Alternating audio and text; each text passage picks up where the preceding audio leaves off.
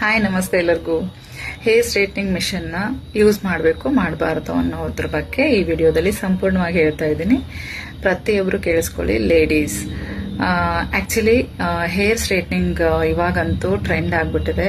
ಎಲ್ಲರಿಗೂ straight hairs ಬೇಕು ಅನ್ನೋ ಕಾರಣಕ್ಕೆ ಎಲ್ಲರೂ ಮಿಷನ್ನ ಬೈ ಮಾಡಿ ಮನೆಯಲ್ಲೇ ಮಾಡ್ಕೊಳ್ತಿರೋರಿಗೆ ಅರ್ಜೆಂಟ್ ಎಮರ್ಜೆನ್ಸಿಯಲ್ಲಿ ನೀವು ಯಾವುದೇ ಸಿರಮ್ ಆಗಲಿ ಪ್ರೊಟೆಕ್ಟರ್ ಆಗಲಿ ಯಾವುದು ಯೂಸ್ ಮಾಡದೆ ನೀವು ಮಾಡೋದ್ರಿಂದ ತುಂಬಾ ಹೇರ್ ಡ್ಯಾಮೇಜ್ ಆಗುತ್ತೆ. ಯಾವ ತರ ಆಗುತ್ತೆ ಅಂದ್ರೆ, ನೀವು ಯಾವುದೇ ಪ್ರೊಟೆಕ್ಟರ್ ಯೂಸ್ ಮಾಡದೇ ಇದ್ರೆ ಡೈರೆಕ್ಟ್ ಆಗಿ ನೀವು ಐರನಿಂಗ್ ಮಾಡೋದ್ರಿಂದ ಹೇರ್ ಅಲ್ಲಿ ಸ್ಪ್ಲಿಟ್ ಹೇರ್ಸ್ ತುಂಬಾ ಜಾಸ್ತಿ ಆಗುತ್ತೆ, ಮೋಯ್ಚರ್ ಕಂಟೆಂಟ್ಸ್ ಕಡಿಮೆ ಆಗುತ್ತೆ, ಮತ್ತೆ ಹೇರ್ ಫಾಲ್ ಜಾಸ್ತಿ ಆಗೋ ಚಾನ್ಸ್ ಏನು ಹಾಗೆ ಆಗುತ್ತೆ.